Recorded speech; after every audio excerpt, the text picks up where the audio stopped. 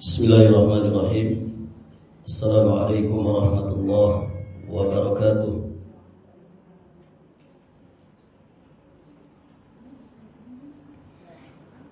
Alhamdulillahilladzi arsala rasulahu bil huda wa dinil haqq liyudhhirahu 'ala ad-dini kullihi wa kafa billahi shahida.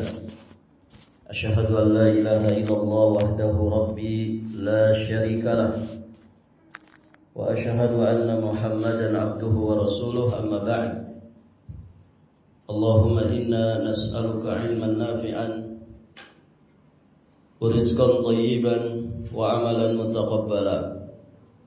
Allahumma 'allimna ma yanfa'una wanfa'na bima 'allamtana wazidna min ilmika wa karamika wa judika ya dzal jalali wal ikram, innaka ala kulli syai'in qadir wa bil ijabati jadir. Para hadirin akhwat wa ummahat fillah rahimani wa rahimakumullah. Alhamdulillah, kita bersyukur kepada Allah. Pada kesempatan ini, di hari ini kita sudah berada di tanggal 7 dari bulan Rabiul Akhir 1447 Hijriah. Insyaallah 4 bulan lebih ke depan kita akan kembali memasuki bulan Ramadan. Kita memohon kepada Allah Subhanahu wa taala dengan seluruh asma-Nya yang husna, dengan seluruh sifat-sifatnya yang maha sempurna, semoga Allah sampaikan usia kita semua ke bulan Ramadan dan menjadikan Ramadan tahun ini lebih baik daripada Ramadan di tahun-tahun sebelumnya. Amin Allahumma ya rabbal alamin. Baik ibu-ibu yang dirahmati Allah, kita juga bersyukur kepada Allah. Pada kesempatan ini kita dimudahkan Allah untuk kembali melanjutkan pelajaran kita, masih di pembahasan kitab Al-Arba'in An-Nawawiyah.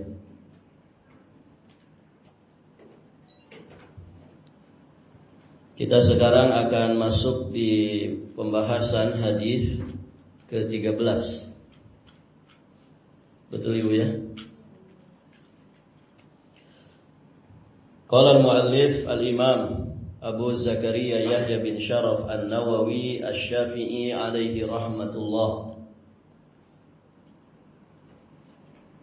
An Abi Hamzata Anas bin Malik radhiyallahu anhu khadimi Rasulillah sallallahu alaihi wasallam anna Rasulullah sallallahu alaihi wasallam qala la yu'minu ahadukum hatta yuhibba li akhihi ma yuhibbu li nafsihi. Rawahul Bukhari wa Muslim.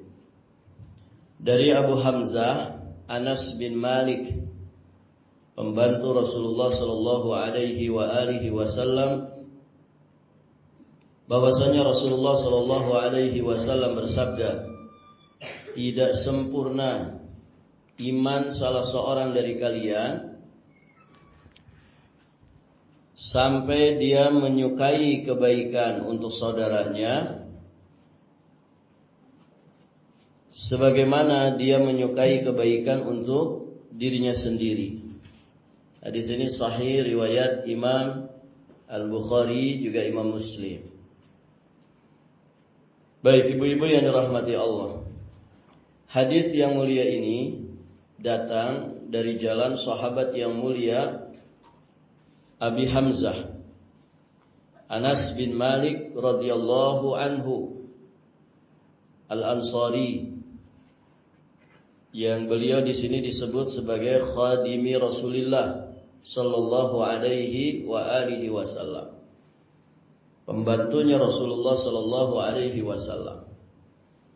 Baik, ibu-ibu yang dirahmati Allah, Anas bin Malik Al-Ansari, kunyahnya adalah Abu Hamzah. Beliau ini sahabiyun jalil, termasuk sahabat yang mulia berasal dari kota Al-Madinah. Makanya disebut Al-Ansari. Beliau tinggal bersama dengan ibunya. Siapa ibunya Anas bin Malik? Ummu Sulaim. Dan juga ayah tirinya yang bernama Abu Talhah Al-Ansari. Adapun ayahnya beliau yakni Malik itu telah meninggal dunia dalam keadaan kafir, belum masuk Islam. Nah, saat Rasulullah Shallallahu Alaihi Wasallam tiba di kota Madinah, berarti di peristiwa hijrah, usia Anas bin Malik saat itu masih sangat belia. Tatkala itu ibunya Anas bin Malik ingin berkhidmat kepada Rasulullah Shallallahu Alaihi Wasallam. Maka yang beliau lakukan adalah mengantarkan putranya ini. Yakni Anas bin Malik untuk supaya menjadi pelayan Nabi, menjadi pembantunya Rasulullah Sallallahu Alaihi Wasallam. Dan peristiwa ini terjadi, ibu-ibu yang dirahmati Allah, saat Nabi Sallallahu Alaihi Wasallam mempersaudarakan 10 muhajirin dan juga Ansar di rumahnya Anas bin Malik. Artinya ini satu kemuliaan tersendiri, satu kehormatan tersendiri bagi sahabat Anas bin Malik dan juga bapak tirinya, kemudian ibu kandungnya Ummu Sulaim. Kenapa? Karena peristiwa mu'akhad, mempersaudarakan antara muhajirin dan ansar, itu diantaranya terjadi di rumahnya beliau. Nah, saat itulah ibu-ibu yang dirahmati Allah, kemudian Ummu Sulaim ini ingin berkhidmat kepada Nabi dengan menawarkan putranya tadi, Anas bin Malik, ya, supaya menjadi khadimnya Rasulullah Sallallahu Alaihi Wasallam. Dan ini dikisahkan langsung oleh beliau, di mana beliau berkata, ibuku membawaku menghadap Rasulullah Sallallahu Alaihi Wasallam.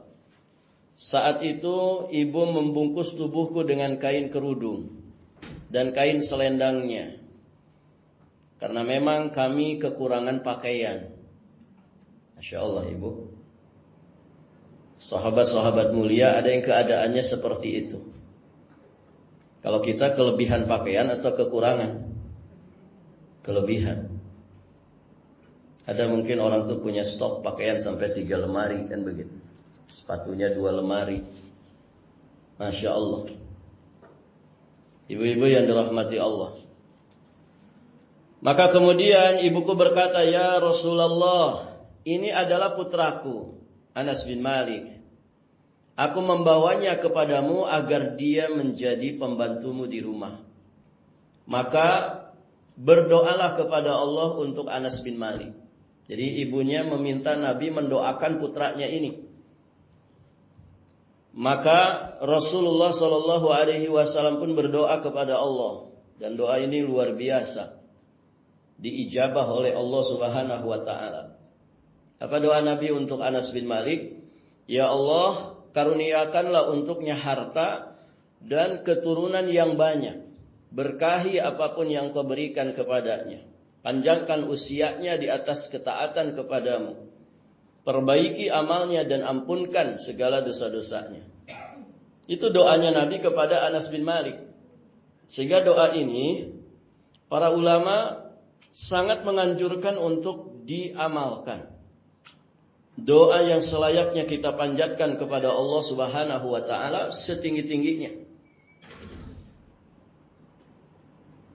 Ibu hafal doanya? Pernah saya ajarkan di sini kalau tidak salah. Allahumma akthir mali wa waladi wa barik li fima a'taitani wa atil hayati ala ta'atika wa ahsin amali waghfirli. Ini poin-poin di dalam doa ini semuanya diinginkan manusia, terkhusus kaum muslimin. Allahumma ya Allah aktsir mali, perbanyak hartaku. Ibu pengen sedikit harta atau banyak harta? Semua juga pengen banyak harta, kan begitu? Ya Allah perbanyaklah hartaku. Wa waladi, perbanyak anak-anakku. Wa barik li fima a'taitani, dan berkahilah apapun yang Engkau berikan kepadaku. Banyak orang punya harta, banyak juga yang punya anak, tapi tidak semuanya diberkahi. Maka yang kita minta kepada Allah adalah harta dan anak yang diberkahi, sehingga menghasilkan dan memproduksi kebaikan yang sangat banyak. Wa atil hayati ala ta'atika, panjangkan usiaku di atas ketaatan kepadamu. Pengen pendek umur, pengen panjang umur? Jawabannya semua pengen panjang umur. Masih pada betah kan ibu di dunia? Alhamdulillah. Panjangkan usiaku di atas ketaatan kepadamu. Wa ahsin amali, perbaiki amalku. Waghfirli, dan ampunkan dosa-dosaku. Inilah inspirasi doa dari doanya Rasulullah sallallahu alaihi wasallam kepada Anas bin Malik. Bagaimana kenyataan dari doa ini? Anas bin Malik menuturkan, maka kata Anas bin Malik, demi Allah, aku mendapatkan harta yang berlimpah dan dianugerahi banyak anak. Bahkan di masa hidup beliau, sekian puluh anaknya beliau kuburkan dengan tangannya sendiri. Maksudnya apa, Bu? Banyak anak keturunan beliau yang meninggal lebih dulu dari beliau, karena beliau berusia panjang. Bahkan beliau sampaikan saat ini, saat Anas bin Malik menyampaikan kalimat ini, beliau sampaikan anak-anak dan cucu-cucuku mencapai 100 orang. Masya Allah. Ada yang anaknya 100 di sini. Cukup 2 kan begitu ya kata pemerintah. Cukup 2 anak saja. Sebetulnya cukup nggak ibu? Ya kalau 2 saroleh begitu ya, alhamdulillah. Ini kalau 2 tidak soleh kayak apa? Siapa nanti yang mendoakan kita? Siapa nanti yang melanjutkan kebaikan kita? Baik, ibu-ibu yang dirahmati Allah. Nah, mulai saat itulah Anas bin Malik mendapatkan kemuliaan, di mana beliau menjadi pembantunya Rasulullah sallallahu alaihi wasallam. Baik, ibu-ibu yang dirahmati Allah. Dan ada banyak sekali pelajaran yang didapatkan oleh Anas bin Malik saat membersamai Nabi. Ya tentu teman yang baik itu akan memberikan pengaruh yang baik. Dan Nabi adalah Sayyidul Anbiya wa Imam Al-Mursalin. Beliau itu sayyidnya para nabi, imamnya para rasul. Beliau Sayyidun Nas. Beliau itu adalah sayyidnya manusia. Manusia yang terbaik, manusia yang paling soleh. Pokoknya manusia yang terbaik. Begitu ya. Maka jelas ketika membersamainya ada banyak kebaikan yang akan didapatkan. Pun demikian yang dirasakan oleh Anas bin Malik radhiyallahu taala anhu. Beliau sampaikan, khadimtu Rasulullah sallallahu alaihi wa alihi wasallam 10 sinin. Khadimtu Rasulullah sallallahu alaihi wasallam 10 sinin wa ma kullu amri kama yuhibbu sahibi an yakun. Ma qala li fiha uffin wa la qala li lima fa'alta hadha wa alla fa'alta hadha.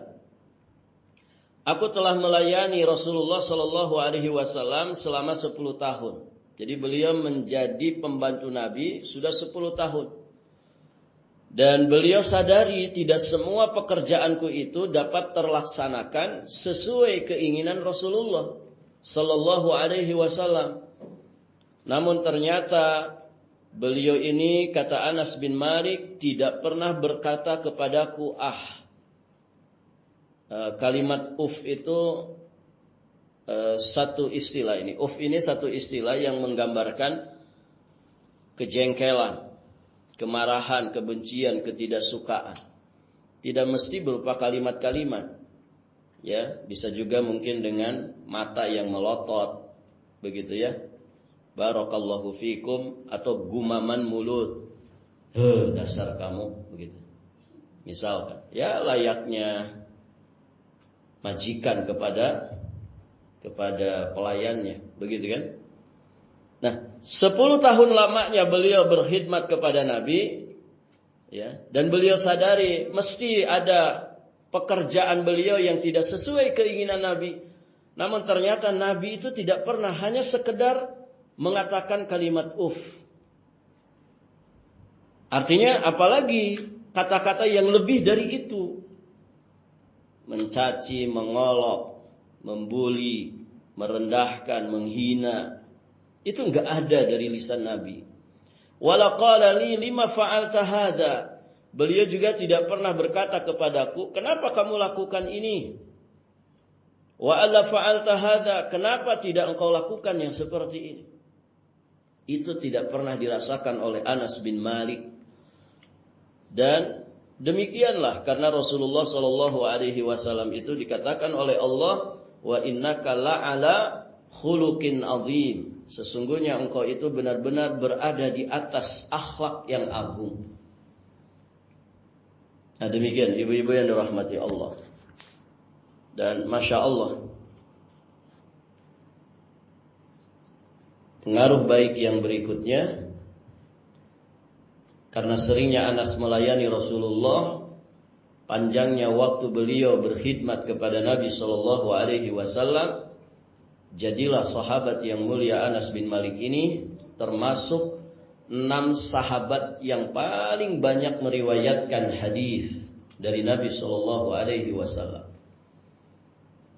Jadi ceritakan oleh para pakar hadis ada sekitar 2.286 hadis yang datang riwayatnya dari jalan sahabat Anas bin Malik.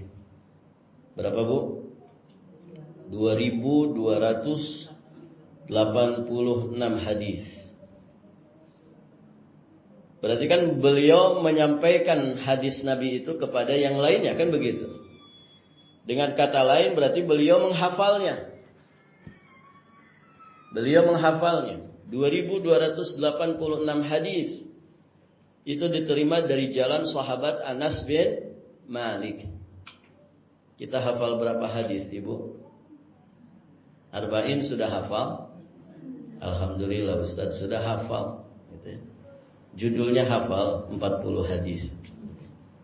Hadisnya juga alhamdulillah di luar kepala. Maksudnya enggak masuk-masuk. Tidak hafal. Ini 2.286 hadis. Beliau meriwayatkan hadis dari Nabi sallallahu alaihi wasallam. Baik, ibu-ibu yang dirahmati Allah. Nah, di antara hadis dari jalan Anas bin Malik adalah hadis yang sedang akan kita bahas ini.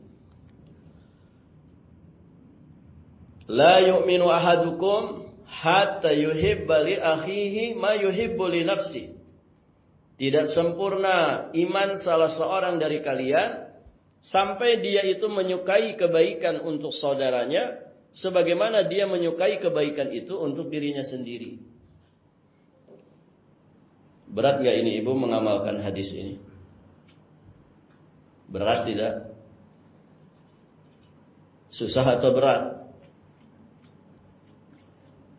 Menyukai kebaikan untuk saudara kita sebagaimana kebaikan itu kita sukai untuk diri kita sendiri. Ibu kalau pakai baju senang yang bagus? Senang kan ibu? Nah, idealnya ngasih saudara kita juga begitu. kita menyukai kebaikan untuk saudara kita, yang kebaikan itu kita sukai untuk diri kita sendiri juga. Barakallahu fikum. Kita akan bahas beberapa faidah yang bisa kita dapatkan dari hadis yang mulia ini. Kata para ulama, hadis ini termasuk salah satu hadis yang memberikan tasji', dorongan yang kuat, mengajak kaum muslimin untuk mereka itu bersatu, meninggalkan yang namanya permusuhan, perpecahan, pertikaian, meninggalkan hal-hal yang dapat memecah belah kaum muslimin, karena itu semua tidak disukai, kan begitu. Berpecah belah, bertikai, bermusuhan, saling hasad, saling membenci, ini kan tidak disukai oleh orang yang berislam, oleh orang yang beriman dengan baik. Orang yang berislam dan beriman dengan baik pasti mencintai kebaikan, dan dia pun akan berusaha mencintai kebaikan itu untuk saudaranya, sebagaimana dia menyukai untuk dirinya sendiri. Dan hal ini jelas terungkap dari apa yang diarahkan oleh Nabi Shallallahu Alaihi Wasallam, di mana beliau di sini memberikan motivasi supaya setiap Muslim memiliki sifat meringankan saudaranya sesama Muslim. Taib, ibu-ibu yang dirahmati Allah, dia mencintai untuk saudaranya apa yang dia cintai untuk dirinya. Memiliki sifat menginginkan kebaikan untuk saudaranya sebagaimana dia menginginkan kebaikan untuk dirinya sendiri. Jadi kalau kita senang dengan hafalan Quran, maka seharusnya juga kita senang hafal Quran itu untuk saudara kita. Gitu ya. Jangan, biarin saja dia hafalannya jelek, biar saya saja yang bagus hafalannya. Tidak begitu. Tapi bagaimana, barakallahu fikum, kebaikan itu kita sukai juga untuk saudara kita. Maka Nabi Shallallahu Alaihi Wasallam banyak sekali mengungkapkan di dalam banyak hadis, ya, bahwasanya seorang muslim dengan muslim yang lainnya, mukmin dengan mukmin yang lainnya itu bersaudara.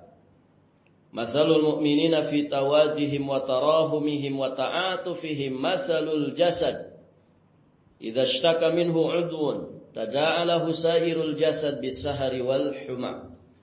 Perumpamaan orang yang beriman, perumpamaan orang yang beriman dalam hal saling mencintai, menyayangi dan berlemah lembut itu bagaikan satu tubuh. Apabila ada salah satu anggota tubuh yang sakit, maka seluruh tubuhnya akan ikut merasa sakit, sehingga dia tidak bisa tidur dan dia mengalami demam. Begitu ibu. Innamal mu'minuna ikhwah. Sesungguhnya orang beriman itu saling bersaudara. Di satu redaksi hadis dikatakan, kal bunyan yashuddu ba'duhum ba'dha. Muslim satu dengan muslim yang lainnya itu seperti satu bangunan yang utuh, di mana satu dengan yang lainnya akan saling menguatkan. Dan begitu, tiang menguatkan dinding, dinding menguatkan pondasi, dan demikian seterusnya. Ya yashuddu ba'duhum ba'dha. Nah, di antara wasilah untuk terciptanya itu semua adalah kita menyukai kebaikan untuk saudara kita, sebagaimana kebaikan itu kita sukai untuk diri kita sendiri. Kalau hadis ini diamalkan ibu, insyaallah ta'ala setidak-tidaknya ini bisa mengurangi yang namanya bibit-bibit permasalahan dalam interaksi komunikasi dengan sesama kaum muslimin. Barakallahu fikum. Kemudian pelajaran berikutnya, di dalam hadis ini dinafikan keimanan, la yu'minu, tidak beriman, ahadukum, salah seorang di antara kalian. Ada penafian iman di dalam hadis ini. ada peniadaan iman. Penafian itu peniadaan. Ada penafian iman di dalam hadis ini. Penafian iman, kata para ulama, ada dua. Ada menafikan secara keseluruhan, ada juga yang menafikan kesempurnaan.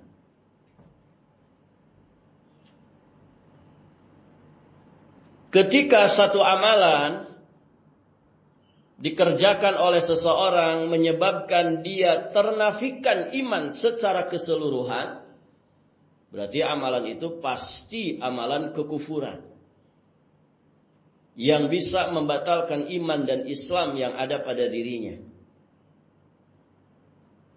Nah, itu efeknya, dampaknya. Kalau yang dinafikan itu iman secara keseluruhan, ya berarti orang ini bukan mukmin lagi, bukan muslim lagi. Dia murtad dari Islam. Tapi kalau yang dinafikan itu adalah kesempurnaan, berarti aslul imannya masih ada. Asal imannya masih ada. Cuman yang ditiadakan itu adalah kesempurnaannya. Dengan kata lain berarti ya, tidak beriman salah seorang di antara kalian dengan keimanan yang sempurna. Nah, kalau yang dinafikan itu adalah kesempurnaan iman, maka berarti perbuatan itu bukan perbuatan kufur, tapi di bawah dosa kekafiran, di bawah dosa kesyirikan. Ya, bisa dosa-dosa besar, bisa juga dosa-dosa kecil. Baik, ibu-ibu yang dirahmati Allah. Nah, di dalam hadis ini penafian iman yang dimaksud adalah penafian atas kesempurnaan iman. Berarti la yu'minu ahadukum di sini bukan berarti ya orang yang tidak menyukai kebaikan untuk saudaranya itu berarti kafir, enggak begitu. Artinya orang yang tidak mengamalkan hadis ini tidak dikafirkan. Namun dia dikatakan orang yang lemah iman. Imannya tidak sempurna. Ya sama orang beriman, kemudian dia berbuat dosa dan maksiat. Tapi keimanannya masih ada pada dirinya. Cuman tadi tidak sempurna. Karena dosa dan maksiat itu mengurangi kesempurnaan iman. Bisa dipahami Ibu? Makanya dalam terjemahan itu muncul. La yu'minu ahadukum. Tidak beriman secara sempurna salah seorang dari kalian. Itu di terjemahannya muncul biasanya. Tidak sempurna iman salah seorang di antara kalian. Karena yang dinafikan di situ adalah kesempurnaan iman. Bukan iman secara keseluruhan. Sehingga kalau ada orang tidak mempraktekkan hadis ini, ya tidak sampai dihukumi kafir. Tapi dia usatul mukminin. Usatul mukminin itu orang beriman yang masih bermaksiat kepada Allah Subhanahu wa taala. Baik ibu-ibu yang dirahmati Allah, di dalam hadis yang mulia ini juga kita bisa mengambil pelajaran tentang mencintai saudara muslim sebagaimana mencintai diri sendiri. Sifat ini semestinya ada pada diri kita. Mencintai saudara muslim laksana mencintai diri sendiri. Maka di sini para ulama kemudian memberikan rincian.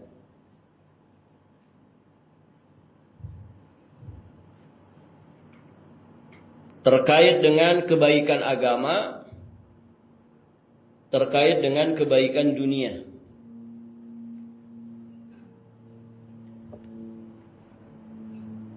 Ketika saudara kita mendapatkan kebaikan agama, dia semakin soleh, semakin rajin ibadah. Pokoknya kebaikan agamanya meningkat pada dirinya. maka seorang muslim wajib merasa senang.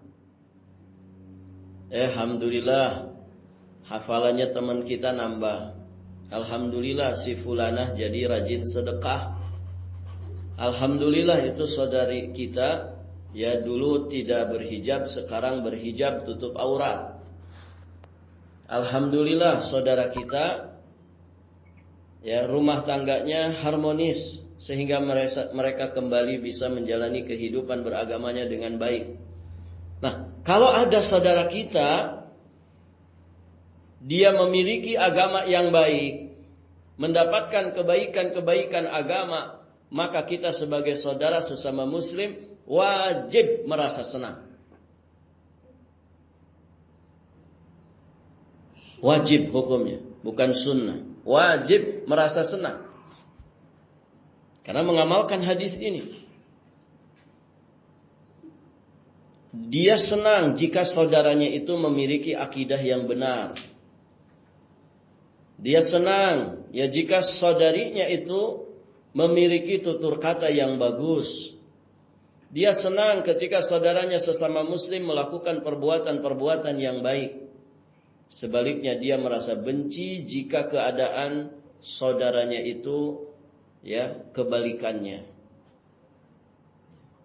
Dia merasa benci jika keadaan saudaranya justru sebaliknya, jauh dari kebaikan agama.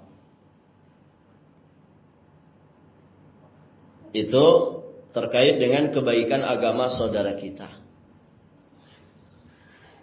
Bagaimana kalau yang dia dapatkan itu kebaikan-kebaikan dunia?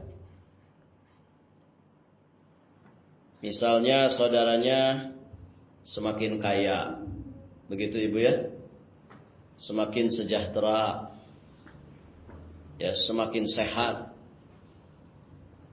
semakin berpangkat, berjabatan, berkedudukan, karirnya melejit, naik pangkat, naik jabatan, naik golongan, begitu ya. Nah, bagaimana kalau saudara kita mendapatkan kebaikan-kebaikan yang sifatnya duniawi? Apakah kita wajib senang? Tidak sampai wajib, tapi dianjurkan ikut senang. Toh itu hanya urusan dunia, gitu ya. Urusan dunia. Yang berbahaya itu kan urusan agama. Kalau saudara kita buruk agamanya, itu kasihan. Maka kalau kebaikan-kebaikan duniawi yang didapatkan oleh saudara kita, kita disunahkan untuk senang. Kita memang senang, ya merasa senang jika saudara kita itu ya berharta, tidak miskin, tidak sengsara, tidak menderita, tidak sakit-sakitan. Kan begitu ibu. Jadi kita dianjurkan untuk juga merasa senang. Baik. Dari sini berarti tidak ada yang merasa benci kecuali ketika saudara kita itu melakukan sesuatu yang berseberangan dengan syariat agama Allah. Bencinya pun karena Allah, bukan kepada personnya, tapi kepada tingkah laku perbuatannya yang melanggar syariat. Ya, secara personnya orangnya sebetulnya kita kasihan. Memandangnya adalah dengan ainur rahmah, dengan pandangan yang penuh kasih sayang. Ya, karena semua manusia tentu ingin selamat, gitu ya. Semua manusia ingin bahagia, sejahtera dunia dan juga akhiratnya. Barakallahu fikum. Dan masya Allah ibu, hadis ini kalau kita amalkan, kita akan bersih dari yang namanya sifat hasad, dari yang namanya sifat haqd, kebencian, ketidaksukaan, iri hati, dengki, dendam, ya sampah-sampah batin, sampah-sampah hati seperti itu. Kalau kita amalkan hadis ini, bersih semua. Artinya hadis ini luar biasa, singkat namun padat maknanya. La yu'minu ahadukum ya hatta yuhibba li akhihi ma yuhibbu li nafsihi. Baik, ibu-ibu yang dirahmati Allah. Di sini juga para ulama menjelaskan, ya, tentang hadis ini para ulama juga menjelaskan bahwa di dalamnya ada anjuran untuk itsar. Itsar itu mendahulukan kepentingan saudara muslim. Ini juga terkait dengan dua hal, terkait dengan urusan dunia, kemudian terkait dengan urusan kebaikan agama atau urusan akhirat.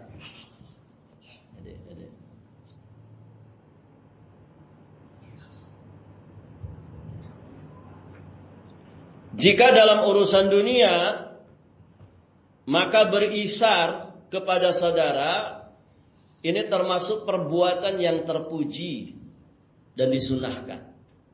Apa tadi isar, ibu? Mendahulukan kepentingan saudara sesama muslim.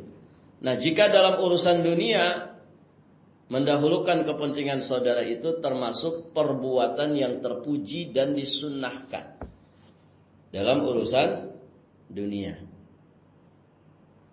Dasarnya apa? Dasarnya adalah firman Allah di surat Al-Hasyr ayat yang ke-9.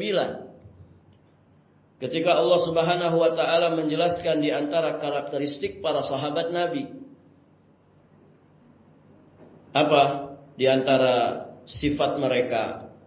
Wa yu'thiruna 'ala anfusihim walau kana bihim khasasah.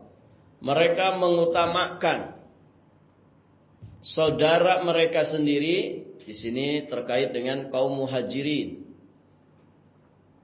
Dan ayat ini sejatinya juga pujian kepada kaum Ansar,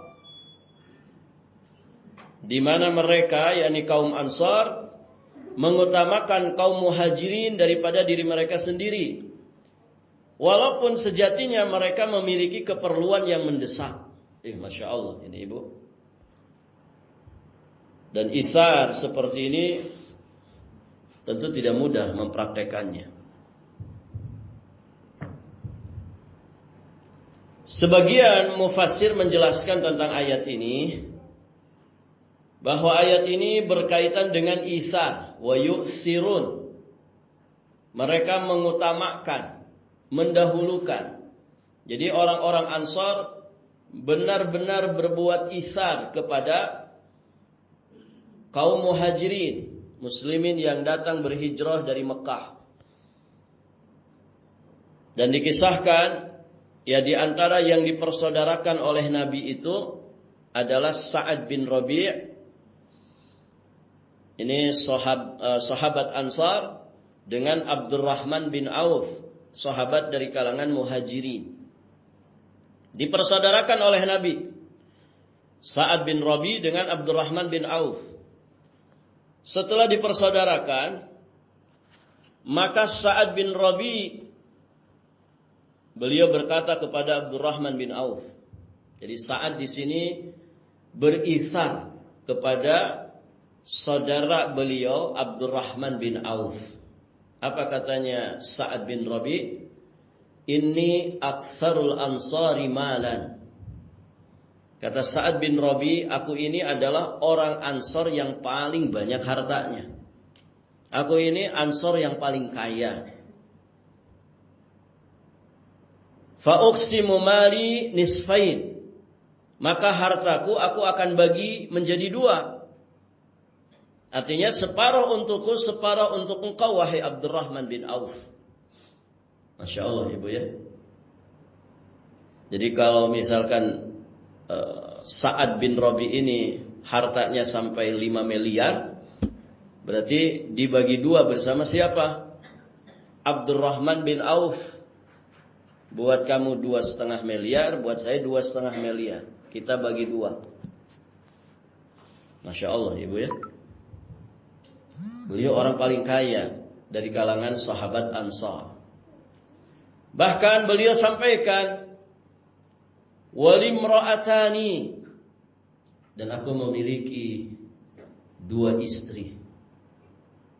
Fanzur a'jabahuma ilaika fasammiha li utallikuha fa idzan qadat iddatuha fatazawwajha. Masya Allah, sampai berbagi istri ini, Bu. Kata Sa'ad bin Rabi, aku punya istri 2. Coba kamu lihat di nazar itu, mana di antara keduanya yang menarik hatimu, dan sebutkan kepadaku. Ya. Nanti akan aku ceraikan. Apabila nanti sudah selesai masa iddahnya, silahkan kamu nikahi. Masya Allah. Ini ithar yang luar biasa. Tapi ternyata kaum muhajirin juga bukan orang-orang sembarangan. Tidak seperti kita mungkin ya. Makanya kita kan tidak jadi muhajirin. Kalau orang kita senangnya apa, Bu? Aji mumpung. Ada istilah begitu kan? Ditawarin eman-eman, kalau tidak diterima, kan begitu. Kadang nggak ditawarin saja, minta-minta.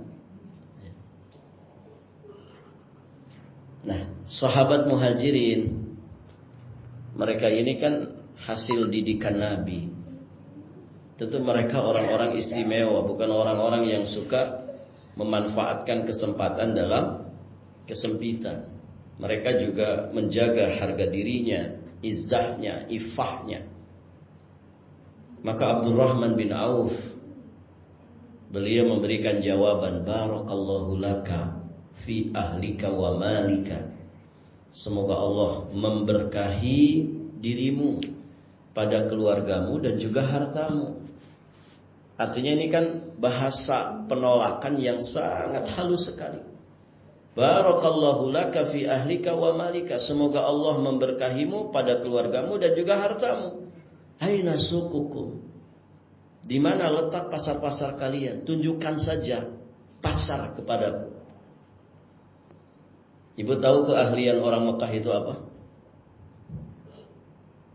Keahlian orang Mekah apa, Bu? Mereka ini orang-orang yang ahli dagang. Beda dengan orang Madinah. Orang Madinah itu dikenalnya sebagai ahli pertanian. Kalau orang Balikpapan dikenalnya sebagai apa? Orang Balikpapan, ya mungkin dagang juga ya. Orang Mekah itu ahli dagang, orang Madinah ahli tani. Maka Abdurrahman bin Auf menolak dengan sangat halus, bahkan mendoakan saudaranya dari kalangan Ansor ini dan meminta petunjuk di mana pasar kalian. Maksudnya apa? Biar aku akan berdagang di pasar, sehingga aku tidak membebani kalian wahai para Ansor. Begitu. Jadi artinya apa di sini, Ibu? Saling berlomba di dalam memberikan kebaikan. Orang Ansor ya berlomba ingin menjadi penolong yang terbaik. Orang-orang muhajirin juga mereka berusaha tidak menjadi beban bagi orang-orang Ansor. Ini Masya Allah, keluhuran akhlak, budi pekerti yang ada pada para sahabat Nabi Sallallahu Alaihi Wasallam. Nah itu dalam urusan dunia, Ibu ya. Dalam urusan dunia, mendahulukan kepentingan saudara sesama muslim itu sangat dianjurkan. Dan itu merupakan sifat yang terpuji, akhlak yang mulia.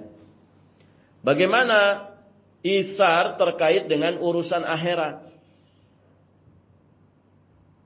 Nah, ternyata isar di dalam ketaatan, di dalam urusan akhirat itu dimakruhkan oleh para ulama. Mendahulukan saudara sesama muslim terkait dengan peluang-peluang kebaikan dan ketaatan, ternyata itu dimakruhkan. Contoh, Ibu, di sop depan itu ada yang kosong. Jangan memonggokkan orang. Monggo, isi dulu di depan. Kita yang harus segera mengisinya. Karena mendahulukan saudara sesama muslim dalam kebaikan itu dimakruhkan oleh para ulama. Apa alasannya, Ibu? Pertama, kita ini memang diperintahkan untuk berlomba-lomba dalam kebaikan, kan begitu? Fastabiqul khairat, falyatanafasil mutanafisun, wasari'u wasabiqu ila magfiratin min rabbikum wa jannah. Kita disuruh berpacu. Fafirru ilallah, berlari kalian kepada Allah. Bersegera kalian di dalam menggapai ampunan dan surga Allah. Berlomba kalian di dalam kebaikan. Maka di sini berarti mendahulukan saudara sesama muslim dalam perlombaan kebaikan ini dimakruhkan. Kemudian alasan kedua, tujuan dari ketaatan, tujuan dari kebaikan itu adalah mengagungkan Allah. Maka siapa yang mendahulukan orang lain untuk mengagungkan Allah, maka berarti dia telah meninggalkan pengagungan Allah tersebut. Begitu. Makanya para ulama memakruhkan. Artinya ya berlomba di dalam kebaikan. Berlomba di dalam kebaikan. Ada peluang nih sedekah, Bu. Ada peluang sedekah. Kita punya uangnya, ya, fasilitas sedekahnya juga ada. Ya, tiba-tiba kita dahulukan orang, antum sajalah yang sedekah. Nah, itu jangan. Kenapa? Karena berarti kita akan kehilangan fadilah sedekah itu. Kenapa? Karena kita mendahulukan orang. Nah, begitu. Maka berlombalah di dalam kebaikan. Ya, karena sejatinya kita ini hidup butuh bekal yang terbaik, butuh bekal yang banyak. Perjalanan kita itu sangatlah panjang. Berapa lama kita berjalan di akhirat ini, Ibu? Sehingga bekal harus disesuaikan. Panjang sekali. Dari mulai nanti kita mati sampai kemudian finish di surga atau di neraka, itu perjalanan panjang. Ibu, kita berdiri di padang mahsyar saja berapa lama? Ada yang sudah pengalaman? Belum, ya? 50.000 tahun. Itu berdiri tok di padang mahsyar. Setelah dibangkitkan. Di alam kuburnya berapa lama? Allahu a'lam, kapan kita nanti mati? Sampai nanti kiamat, ya berarti kita di alam kubur. Jika ada muslim mati 1000 tahun yang lalu, sekarang di mana? Masih di alam kubur. Panjang ini perjalanan. Dan ternyata waktu berbekalnya cuma sebentar. Berapa lama waktu berbekalnya? Sebentar sekali. Hanya kesempatan di dunia ini saja. Yang kita tidak pernah tahu sisa umur ini berapa lagi. Ya kan? Belum banyak potongannya. Akil balik itu kan usia 15. Berarti 15 ke bawah itu tidak dihitung. Ya, Ibu. Startnya taruhlah usia 15. Kalau kita mati usia 70, Nabi saja 63 kan. Taruhlah 70, karena kata Nabi umatku antara 60 sampai 70. Berarti kan sisanya berapa tuh? 15 ke 70. Berapa, Bu? 55. Ya, betul? 55 tahun. Masih ada potongannya enggak? Masih ada potongannya? Banyak ibu-ibu pakai hand tiap bulan itu. Potongan itu, Bu. Makanya kalau tidak pandai-pandai memanfaatkan waktu, kayaknya ibu-ibu banyak rugi itu. Makanya kan kata Nabi, wanita itu kurang akal, kurang agamanya. Itu kata Nabi loh, Bu, ya, bukan kata Ustaz. Kata Nabi, wanita itu kurang akal, kurang agamanya. Ya itu tadi ada ada haid tiap bulan itu bisa 5 sampai 8 hari. Belum nifas bisa 40 hari. Bayangkan kalau 2 tahun sekali melahirkan. Dipakai nifasnya sudah berapa? Dipakai haidnya berapa? Belum yang dipakai malas-malasan layah-layeh. La dunya walal akhirah. Tidak ada aktivitas dunia, enggak juga ada aktivitas akhirat. Yang dipakai tidur separuh usia. Ya kan? Dipakai apa lagi? Oh, banyak sekali potongannya. Sedangkan perjalanan begitu panjang. Maka bekal itu harus dimaksimalkan. Makanya ya berbekal di dunia ini, berbekalah dengan bekal yang cerdas. Jangan pakai bekal yang kita menganggapnya itu perbekalan tapi yang sarakan kita. Saya sering umpamakan kalau orang berhaji, segala dibawa, begitu ya. Kasur, kompor dibawa, semua dibawa kayak orang-orang zaman dulu. Atau bekal yang praktis saja, mungkin 1 koper saja simple. Tapi dia bawa ATM 5. Ya, isinya semuanya 100 juta. Gitu. Simple kan Ibu? Tapi efektif. Dan bisa untuk memenuhi segala kebutuhan. Daripada bawa kasur, bawa kompor, bawa beras gitu ya.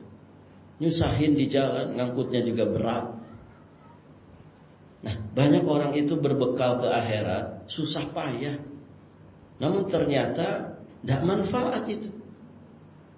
Contohnya apa? Yaitu orang-orang yang mengamalkan amalan dengan kesungguhan dan semangat, ternyata sebetulnya tidak pernah dicontohkan oleh Rasulullah Sallallahu Alaihi Wasallam. Maka pantaslah kalau Abdullah bin Mas'ud kemudian mengingatkan, ittabi'u wa la tabtadi'u faqad kufitum. Ikuti Nabi. Jangan mengada-ada perkara baru dalam agama ini. Itu sudah cukup bagi kalian. Nah itu ibu-ibu yang dirahmati Allah. Jadi berbekalah dengan bekal yang cerdas. Umur kita boleh pendek. Dan memang usia umat Rasulullah itu pendek-pendek. Namun jangan sampai keterbatasan umur itu membatasi pahala kita. Itu yang harus selalu kita upayakan dalam hidup ini. Umur boleh pendek, Bu. Tapi bagaimana kita mencontoh Imam Nawawi? Ya, tidak sampai usia 50 beliau sudah wafat. Tapi karyanya sampai detik ini, bahkan sampai kiamat nanti mungkin dipelajari oleh kaum muslimin. Ya, termasuk kita sedang mempelajarinya ini. Nah, itu namanya bekal cerdas. Bekal yang cerdas. Bagaimana memperbanyak amal jariyah. Amal jariyah. Ya, supaya jariyah kita, pahala kita itu terus mengalir. Kita sudah mati mungkin tidak ada di alam dunia ini, tapi pahala jariyah terus mengalir untuk kita tanpa batas. Barakallahu fiikum. Nah itu ibu-ibu yang dirahmati Allah. Semoga yang sedikit ini bermanfaat bagi kita semua. Dan insyaallah ta'ala di lain kesempatan nanti kita lanjutkan di hadis yang ke-14. Baik ibu-ibu, sampai di sini saja pelajaran kita. Jika ada pertanyaan sebelum ditutup dipersilahkan.